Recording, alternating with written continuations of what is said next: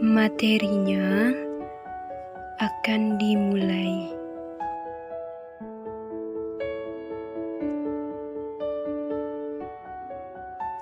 Satu, dua, tiga.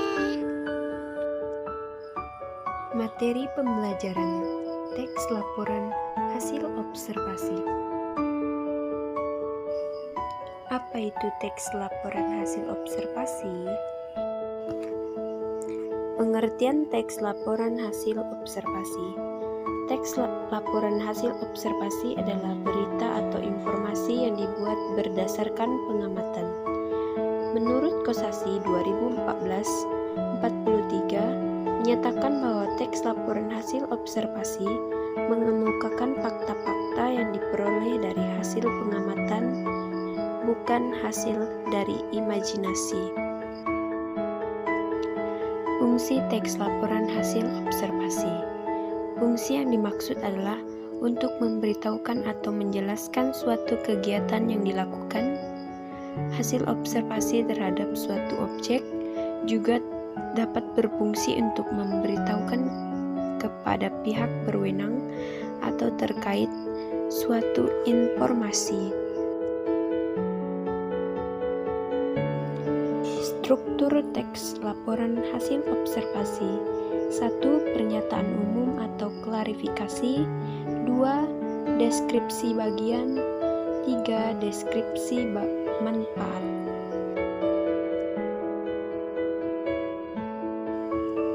Satu. Pernyataan umum, klarifikasi dan definisi. Pernyataan umum berisi informasi umum seperti nama, kelas, waktu observasi, tempat observasi, dan tambahan lain tentang hal yang dilaporkan. 2. Deskripsi bagian berisi perincian dan inti dari hasil observasi yang dilakukan, dapat berupa klarifikasi yang bersifat teknis, deskripsi yang lebih spesifik dari objek, misalnya kualitas, bagian, fungsi, kebiasaan, dan kegunaan. 3. Deskripsi manfaat, yaitu berisi fungsi atau manfaat setiap objek yang diamati dalam kehidupan. Ada 4 kebahasaan dalam teks laporan hasil observasi. 1. Repetisi. 2. Pronomina. 3. Konjungsi. 4. Kalimat definisi. 1. Repetisi. Yadi dan Ani 2018-108 mengungkapkan repetisi adalah yaitu setiap makhluk hidup untuk mencukupi kebutuhan sehari-hari. Data 03 perulangan kata kunci yang terdapat dalam teks. Hal tersebut dapat dibuktikan pada kutipan di bawah ini. 1. Kura-kura merupakan hewan dari kelas reptil berdasarkan makanan kura-kura, termasuk binatang karnivora karena pemakan daging. 2. Pronomina. Pronomina merupakan salah satu kata merujuk pada kata lain yang memperlihatkan ketertarikannya.